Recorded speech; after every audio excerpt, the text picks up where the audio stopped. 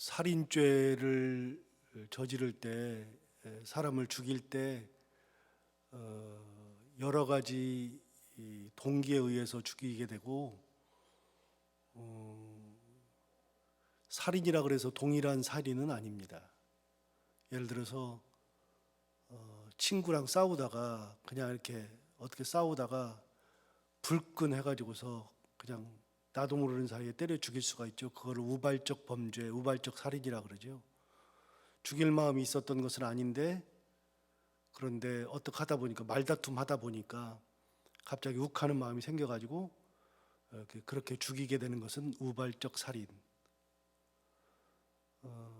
길거리 가는 사람을 그냥 아무 이유 없이 죽였는데 정신병이 있어서 죽인 경우는 심신미약에 의한 살인이라고 하죠. 또 누군가가 집에 들어와서 칼을 들고 나를 죽이려고 했을 때 옆에 보니까 나도 칼이 있어서 그걸 들고서 내가 죽음 앞에 갔을 때 나를 살기 위해서, 내가 살기 위해서 그렇게 나도 모르게 살인하는 경우는 그거는 정당방위에 의한 살인. 또 저 사람은 내가 죽여야 되겠다 마음 먹고 그렇게 해서 계획을 짜서 죽인 것은 고의에 의한 살인이라 그러죠. 이 모든 것들은 다 살인이지만 동일한 살인은 아닙니다. 그래서 정당방위와 같은 거는 내가 전혀 죽일 의사도 없고 그럴 마음도 없는데 내가 나를 죽이려고 하니까 그렇게 살인하는 경우이기 때문에 정당방위는 무죄를 받을 확률이 굉장히 큽니다. 심신미약에 의한 살인은 살인죄가 인정되기 때문에 벌은 받아야 하지만 정신병이 있기 때문에 그런 사람들은 감옥에 들어가는 대신에 정신병원에 들어가서 치료를 받는 경우가 많습니다. 똑같은 살인이라 할지라도 형량이 다르고 그러죠. 가장 무거운 형량은 고의에 의한 살인, 계획적 살인이죠. 그래서 구약 성경에서도 각 12지파가 땅을 따로 받았을 때 요단강 동편, 지금의 요르단 땅에서의 세 군데, 그리고 요르단강 서편, 지금의 이스라엘 땅에서의 세 군데, 6군데를 지정해서 그곳을 도피성이라고 만들었습니다. 도피성으로 만들어 놓고 그 도피성에서 도피할 수 있는 거죠. 누가 도피할 수 있는가 하면 살인을 저지른 사람들이 도피할 수 있었습니다. 근데 계획적으로 살인한 사람들은 도피성에 들어갈 수가 없고요. 예들이 쭉 나오는데 그런 예들 중에 하나가 뭐냐면 나무를 하려고 도끼를 들어서 나무를 치는데 도끼 그 자루에서 도끼가 빠져나가서 나무를 쳐야 하는데 그냥 도끼가 빠져나가서 날아가서 우연히 사람을 죽일 경우, 그럴 경우는 살인이 되지만 고의에 의한 것이 아니기 때문에 도피성에 들어가서 살 수 있었습니다. 물론 그 사람은 살인했기 때문에 가족에게 붙잡히면 재판받아서 죽어야 했었습니다. 그러나 그런 사람들의 경우는 고의에 의한 것이 아니라서 도피성으로 얼마든지 도망갈 수 있었고 대제사장이 살아있는 한 그때까지는 도피성에 들어가면 그 사람을 잡아 끌어내서 그를 죽일 수 없었습니다. 이제 하나님도 이제 그런 거를 보셨던 거죠. 그래서 도피성 제도를 마련했죠. 참 보면은 하나님이 참 과학적이다, 하나님이 참 이성적이다 이런 생각을 하게 됩니다. 하나님이 우리의 삶을 보고서 고의냐 아니냐를 굉장히 많이 봅니다. 마음을 봅니다. 그래서 고의에 의한 것들, 그런 것들 안 받을 때가 있습니다. 분명히 하는 것은 하는 건데 고의성이 있다, 일부러 그런다, 그런 거는 하나님께서 절대로 받지 않습니다. 마음이 없는 것은 받지 않습니다. 그래서 이사야 1장에 있는 말씀을 눈여겨봐야 된다고 제가 몇 번 말씀드렸잖아요. 이사야 1장에 가면 하나님께서 너희들이 자꾸만 기름을 가져오고 피를 가져오는데 나는 기름에 지쳤고 피에 나도 지쳤다, 역겹다 말씀하시면서 너희가 그거 가져오는 거 나한테 하나도 귀한 거 아니다. 구약 성경은 제사가 가장 중요한 것이 구약 성경이죠. 그런데 제사가 가장 중요해서 레위기는 아예 제사와 관련된 것들만 기록하고 있는데도 불구하고 레위기에 있는 말씀이 근본이 되어서 이스라엘 백성들이 제사를 그렇게 드렸음에도 불구하고 그 제사가 지겹다 말씀하시죠. 너희가 월삭, 안식일 월삭, 절기 지키는 것도 지겹다, 역겹다 말씀하시죠. 왜요? 너희들이 그렇게 하는 것은 마음을 다해서 하는 게 아니라 그냥 습관처럼 하는 것이고 죄를 짓고 와서 하는 것이고, 그렇기 때문에 중요한 표현이 이사야 1장에 나오죠. 너희는 내 마당만 밟을 뿐이니라. 하나님께서 전혀 받지 않는 그런 예물을 드리고 그런 예배를 드리게 되죠. 하나님은 고의에 의한 것들은 받지 않습니다. 그리고 하나님은 또 마음이 없는 것도 받지 않습니다. 오늘 본문에도 동일한 내용이 나옵니다. 참 저는 하나님이 무섭다라는 생각도 들고요, 참 이성적이다 생각도 들지만 무섭다 생각도 들어요. 하나님 돌이키면 회복할 수 있는 길이 진짜 별로 없습니다. 자, 오늘 본문을 보시면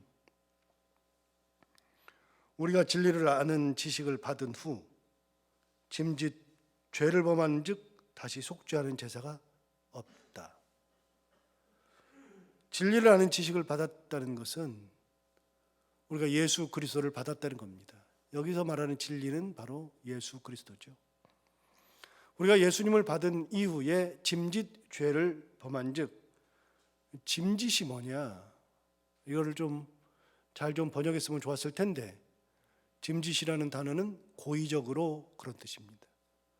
저도 짐짓이라는 단어를 몰라서 영어 성경을 찾아봤더니 deliberately 이렇게 돼 있어요. deliberately는 고의를 가지고서 하는 것들을 deliberately 그럽니다. 고의적으로 죄를 짓는 사람들, 뻔히 알면서도 죄를 짓는 사람들, 그런 사람들은 다시 속죄하는 제사가 없다. 히브리서는 흩어진 유대인들, 히브리인들이 받는 편지라 그랬습니다. 그렇기 때문에 히브리인들에게만 유용한 정보들이 다 들어있는데 그 중에 하나가 바로 구약시대 용어들이라고 그랬잖아요. 제사가 중요했던 히브리인들에게 너희들은 다시 속죄하는 제사가 없다, 이렇게 얘기하죠. 하나님의 은혜를 받고 예수 그리스도를 받은 다음에 고의적으로 죄를 짓는 경우는 다시 속죄하는 제사가 없다 그랬습니다. 여러분, 이런 게 뭐와 똑같냐면요, 이게 이제 6장에 나오거든요. 6장 한번 가서 볼까요? 6장 4절부터 똑같은 내용이 나옵니다. 이미 한번 하고 지나갔는데요, 6장 4절부터 보시면 한 번 빛을 받고 하늘의 은사를 맛보고 성령에 참여한 바 되고 하나님의 선한 말씀과 내세의 능력을 맛보고도 타락한 자들은 다시 새롭게 하여 회개하게 할 수 없다. 그러면서 뭐라 그러냐면 이는 그들이 하나님의 아들을 다시 십자가에 못 박아 드러내놓고 욕되게 함이라. 그렇게 하나님의 은혜를 맛보고 빛을 보고 하늘의 은사를 맛본 사람들이 타락하면, 예수 그리스도의 은혜를 맛보고 타락하면 다시 회개하게 할 수 있는 길이 없다. 새롭게 해서 회개해야 되는데 그러지 못한다. 그래서 그런 사람들을 뭐라 그러냐? 예수 그리스도를 십자가에 다시 못 박는 사람들이다. 이미 6장에서도 얘기한 적이 있었습니다. 여러분, 하나님의 은혜를 맛보고서 타락한다, 길이 없습니다. 여기도 진리를 아는 지식을 받았는데 고의적으로 죄를 또 짓는다. 이게 둘 중에 하나입니다. 고의적으로 죄를 짓는 거는 이제 갈 때까지 가보자는 거죠. 누가 그럽니까? 무서운 것이 없으니까 그런 거죠. 하나님 무서운 줄 모르니까. 신앙생활 잘하는 사람들은요, 예수 믿는 사람들은 하나님 무서운 줄 알아야 합니다. 저 모든 경우에 있어서 하나님 무서운 줄 모르고 있다가 큰일 납니다. 언제 큰일 나느냐? 이 땅에서 하나님께서 그에게 손을 들면 그거 오히려 더 복인데, 이 땅에서 아무 말씀 안 하시다가 나중에 천국 가서 어떻게 그거 당하려고 그래요? 딱 그 일 벌어지고 나서 천국에서 어떤 일 하나님 앞에 갔을 때 어떻게 당하려고요? 교만한 거 안 된다 그랬잖아요. 절대로 안 되는 겁니다. 되는 게 있고 안 되는 게 있습니다. 하나님 앞에서는 교만한 거 절대로 안 됩니다. 교만하고서 하나님 앞에 갔다가 어떻게 당하려고요? 무서운 겁니다. 하나님 무서운 줄 모르니까 죄를 짓는 거죠. 그래서 여러분, 하나님 무서운 줄 아는 걸 뭐라 그런다고요? 신학적 용어로 경외라 그런다 그랬습니다. 경외라는 말의 뜻은 무서운 줄 알고 무서워하는 것이 경외입니다. 내가 하나님을 경외하나이다. 그 말은 그냥 쉽게 설명하면 나 하나님 무서운 줄 알고 사는 겁니다. 그런 뜻입니다. 무서운 줄 모르니까 그러는 거죠. 제가 그런 우리나라 속담 얘기를 했잖아요. 하룻강아지 범 무서운 줄 모른다. 왜 그래요? 하룻강아지라 그래요. 하룻강아지라. 태어난 지 하루밖에 안 되니까 호랑이를 만나본 적이 없거든요. 세상 무서운 줄 모르는 거거든요. 그런데 세상 무서운 줄 아는 겁니다. 점점 지나면서 아, 진짜 세상이 무섭구나. 사람이 무섭구나. 아, 돈이 무섭구나. 아, 저렇게 하는 것이 무섭구나 아는 겁니다. 하나님 무서운 줄도 알아야 하거든요. 하나님 무서운 줄 모르고 죄를 지으면 다시 속죄하는 제사가 없다. 히브리인들이 딱 보고 느끼는 겁니다. 속죄제가 없네. 속죄할 수 있는 제사가 없네. 우리는 죄를 지으면 속죄하는 제사를 지었는데 이제는 속죄하는 제사가 없네. 그 순간 아무것도 안 되는 겁니다. 그래서 지금까지 히브리서를 쭉 얘기하면서 여러 이야기를 했지만 뭐 이런 것도 이야기하고 저런 것도 얘기했지만 궁극적으로는 예수 그리스도의 은혜에 의해서 우리가 사람의 손으로 만들지 아니한 하늘에 있는 성전으로 들어가잖아요. 성소로. 그래서 하늘에 있는 성소로 들어가는 것을 이야기하잖아요. 그래서 이미 지난주에 얘기한 것처럼 19절에 이렇게 했잖아요. 그러므로 형제들아 우리가 예수의 피를 힘입어 성소에 들어갈 담력을 얻었다. 예수 그리스도의 피를 힘입어서 성소에 들어갈 담력을 얻는 겁니다. 그렇게 주님의 은혜로 천국에 들어가는 거죠. 왜요? 주님이 속죄 제물이 되셨거든요. 희생 제물이 되셨거든요. 그런데 그 은혜를 맛보고 진리를 맛보고 그리고서 타락하면 죄를 짐짓 범하면 고의적으로 범하면 길이 없다. 27절 보시면 그럼 뭐가 기다리느냐? 오직 무서운 마음으로 심판을 기다리는 것과 대적하는 자를 태울 맹렬한 불만 있으리라. 우리 앞에 있는 거는 무서운 마음으로 심판을 기다리는 것밖에 없어요. 하나님의 은혜를 저버리면, 예수 그리스도의 은혜가 없어지면, 고의적으로 그렇게 주님의 은혜를 망각하고 살아가면 우리 앞에 기다리는 것은 무서운 마음으로 심판을 기다리는 것 외에는 없습니다. 두 번째, 대적하는 자를 태울 맹렬한 불만 있으리라. 뭐가 기다려요? 저 이제 학교 다닐 때 우리 때는 많이 맞았으니까요. 엄청 많이 맞았으니까요. 시험 못 보면 진짜 많이 맞았어요. 좀 악랄한 선생님은 90점 밑에는 다 나로 그래가지고 이렇게 엄청 때리기도 하고요. 저는 많이 맞은 편은 아니지만 가끔 맞았거든요. 그런데 90점 밑에 나와 그러면 90점이 기준이에요. 기준. 그럼 90점 밑에는요, 나가면서부터 이미 죽어요. 90점 밑에 나와 그 순간부터 죽는 거예요. 그때 항상 말씀드리잖아요. 빨리 맞고 들어오는 게 낫다고. 빨리 맞고 들어오는 게 낫지 맨 뒤에 있으면 앞에 맞는 애들 보면서 거기서 더 죽어요. 더. 기다리는 것이 죽는 거예요. 기다리는 것이. 우리가 죄를 짓고 이 땅에 사는 것이 복 같아도, 하나님의 은혜를 저버리고 사는 것이 복 같아도, 이 땅에서의 우리의 삶은 기다림의 삶이에요. 어떤 기다림? 무서운 마음으로 심판을 기다리는 거, 대적하는 자를 태울 맹렬한 불이 있다는 것을 기다리는 거 밖에는 없다. 세상에 살면 예상되는 것들이 있어요. 예견되는 것들이 있죠. 대표적으로 저는 예상되는 거, 예견되는 거 생각하면 꼭 사도행전 3장이 생각나는데, 사도행전 3장에 성전 미문에 나면서부터 걷지 못한 자를 사람들이 매일매일 들어다가 미문에다 딱 놔요. 그래서 그 사람이 성전 미문에 앉아가지고서 매번 구걸을 하죠. 구걸하는데 그때 베드로와 요한이 기도 시간이 되어서 제3시 기도 시간이 되어서 제9시 기도 시간이 되어서 성전을 들어가는데 미문을 들어가죠. 거기에 그 사람이 앉아서 구걸하는 거예요. 그 사람은 평생을 그렇게 살았습니다. 사람들이 적선해 주는 돈으로 살았습니다. 그래서 그 시간에 베드로와 요한이 성전에 들어갈 때 그 사람들을 쳐다봤어요. 쳐다봤는데 베드로와 요한이 지나가죠. 별로 저 사람들은 주는 게 없나 보다. 그러고서 고개를 숙이고 있는데 베드로가 부릅니다.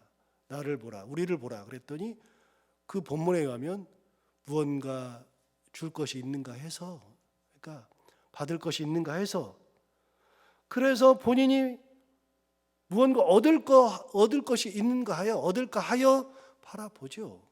자, 그 사람이 얻고 싶은 건 뭐예요? 돈입니다. 적선이죠. 그런데 베드로가 주려고 하는 것은 돈이 아닌 거 우리가 다 알고 있죠. 무언가 얻을까 하여 바라봤는데 베드로가 그에게 이야기합니다. 은과 금은 내게 없거니와 내게 있는 것으로 내게 주노니 나사렛 예수 그리스도의 이름으로 일어나 걸어라. 한 번도 생각해 보지 못한, 예견치 않은 것을 받은 겁니다. 그게 뭡니까? 걷는 겁니다.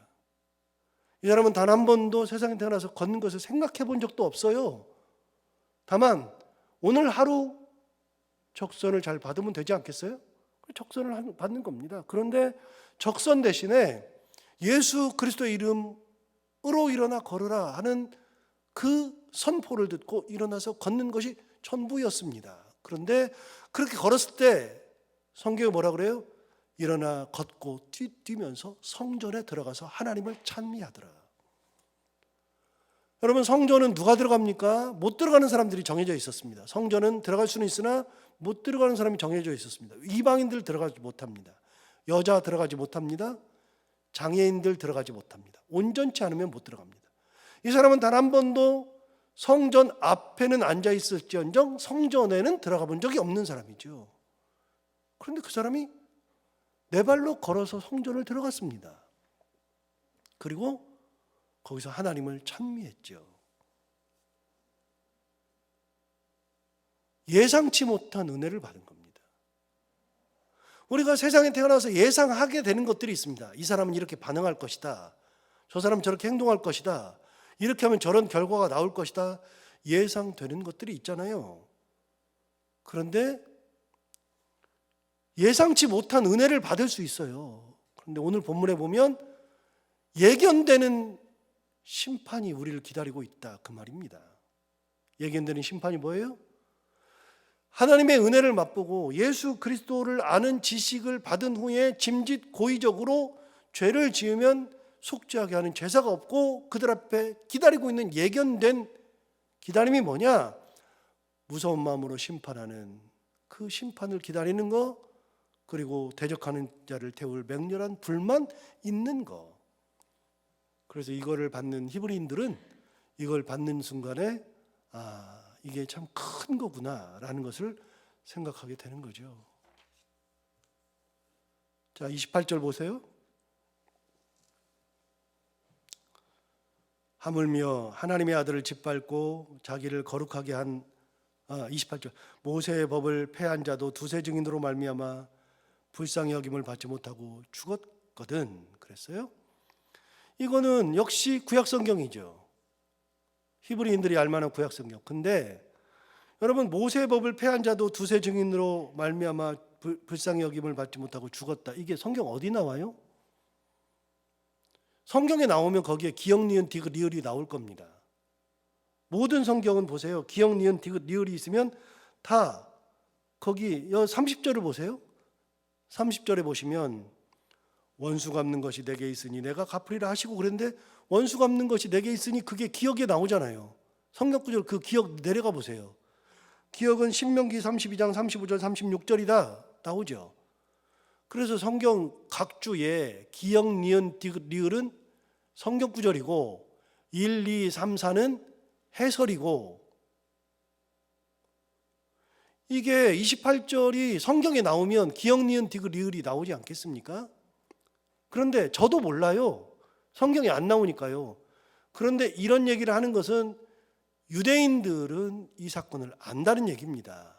성경에 기록되지 않은 이 사건을 유대인들은 구전에 의해서 입에서 입으로 전해져 오는 이게 전승에 의해서 안다는 거죠. 그런데 우리는 몰라요. 저도 몰라요. 이게 무슨 내용인지 몰라요. 성경에 없어요. 제가 찾아봤어요. 이게 혹시 어디에 나오나 아무리 찾아봐도 없고요. 그 다음에 다른 성경 찾아봐도 각주가 없고요. 영어 성경을 봐도 각주가 없어요. 그러니까 우리는 몰라요. 이게 무슨 내용인지. 히브리인들만 아는 겁니다. 그런데 여기 있는 것처럼 모세를 대적하던 사람들이 있었나 봐요. 그런데 모세의 법을 폐하려고 했던 자도 있었나 봐요. 그런데 두세 사람의 증인에 의해서 불쌍히 여김을 받지 못하고 돌맞아 죽은 것 같아요. 여러분, 하나님의 주신 법을 어기고 법을 폐하려고 했던 사람도 돌맞아 죽었습니다. 그런데 예수 그리스도의 은혜를 저버린다고요? 고의적으로 죄를 짓는다고요? 그거는 27절에 있는 말씀, 그렇게 지옥불에 사는 겁니다. 이 땅에 살고 있으나 지옥 가운데 사는 거. 무서운 마음으로 심판을 기다림, 대적하는 자를 태울 맹렬한 불이 있음, 이거를 기다리는 삶이 있다. 그래서 중요한 게 있어요. 하나님의 은혜를 저버리지 않는 삶, 은혜를 간직하고 사는 삶. 그거 은혜 잊어버리면 그때부터는 회복할 길이 없습니다. 은혜가 있을 때가 좋은 겁니다. 은혜 가운데 살 때가 좋은 겁니다.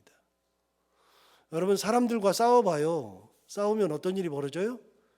사람들과 싸우면요, 심각한 경우는요, 죽을 때까지 안 보는 경우도 있어요. 우리도 기분 상하면 그래요. 하나님의 은혜를 저버리면, 하나님께서 떠나시면, 주께서 내게서 은혜를 거두시면 아무것도 아니에요. 그래서 모세가 시편 51편에서 그렇게 얘기했다 그랬잖아요. 밧세바를 범하고 회개기도 하는 그 구절에서 내게서 주의 성령을 거두지 마옵소서. 모세는 가장 무서웠던 게 하나님께서 성령을 거두시는 거였어요. 그래서 은혜를 간직하고 사는 거 굉장히 중요한 거예요. 여러분, 직장 상사와의 관계가 어그러졌을 때, 옆에 있는 사람들과의 관계가 어그러졌을 때, 부부간의 사이가 어그러졌을 때, 부모 자식 간의 사이가 어그러졌을 때 회복하지 못하는 경우들이 진짜 많아요. 인간도 그래요. 하나님의 은혜, 그거 지키고 사는 것이 중요한 겁니다. 그 얘기를 하는 겁니다. 야, 모세가 가지고 있는 율법을 폐하려고 하다가도 맞아 죽더라. 여러분, 모세법은 완전법이 아니라 그랬어요. 흠이 많은 법이에요. 그런데 완전법이 아닌데도 불구하고 그렇게 되는 겁니다. 자, 29절. 하물며 하나님의 아들을 짓밟고 자기를 거룩하게 한 언약의 피를 부정한 것으로 여기고 은혜의 성령을 욕되게 하는 자가 당연히 받을 형벌은 얼마나 더 무겁겠느냐 너희는 생각하라. 좀 생각 좀 하고 살아라. 얘기하잖아요. 하나님의 아들을 짓밟는다. 자기를 거룩하게 한 언약의 피를 부정한 것으로 여긴다. 은혜의 성령을 욕되게 한다. 그런 자가 당연히 받을 형벌은 얼마나 더 무겁겠느냐. 모세의 율법을 폐하려고 해도 돌 맞아 죽었는데 어떻게 되겠느냐. 그래서 오늘 주는 말씀은 유대인들에게 그 얘기를 하는 겁니다. 너희들이 자꾸 예수 그리스도의 은혜를 소홀히 여기고 자꾸만 율법 그러고 자꾸만 딴지 걸고 깐죽거리는데 그러다가 너희들에게 심판이 기다리고 있다. 다시요. 이 편지는 유대인들이 받는 거라고 그랬습니다. 이 편지는 심각한 편지입니다. 너희 그러다가 예수 그리스도의 은혜를 잃어버린다. 그런데 유대인들뿐만이 아니라 이 땅을 살아가는 우리도 마찬가지예요. 하나님의 은혜를 잃어버리고서 회복할 수 있는 길이 진짜 없어요. 진짜. 그래서 우리는 하나님의 은혜를 끝까지 붙들고 그 은혜 가운데 사는 것만큼 귀한 것이 없다 하는 것을 생각하면서 은혜 가운데 살아가는 우리 모두가 다 되기를 바랍니다. 기도하겠습니다. 하나님 아버지, 오늘도 귀한 말씀으로 우리를 깨워주셔서 감사합니다. 이 말씀 들은 것처럼 하나님의 은혜를 간직하고 사는 것, 내게 주신 은혜가 얼마나 큰지 감사하며 사는 것, 하나님 무서운 줄 알고 경외하면서 살아가는 것, 그런 것이 얼마나 소중한 것인지를 깨닫게 해주셔서 감사합니다. 이 말씀 듣고 힘을 내서 하나님을 바라보며 은혜 가운데 살기를 결단하고 소망합니다. 사랑하는 성도들 모두가 다 하나님 앞에 갈 때까지 맹렬히 타는 불 기다리는, 심판을 기다리는 그런 삶이 아니라 은혜를 기다리고 하나님의 크신 사랑을 기다리면서 그 은혜 가운데, 사랑 가운데 살아가는 저희들, 그리고 우리의 가정들, 우리 교회가 되게 하여 주옵소서. 하나님 아버지, 오늘도 하루를 살아갈 때 이 말씀을 기억하며 살게 하여 주옵시고 해야 되는 것들을 기쁨으로 감당하고 만나는 분들과 함께 웃고 행복한 하루가 되게 하여 주옵소서. 감사하며 예수님 이름으로 기도하옵나이다.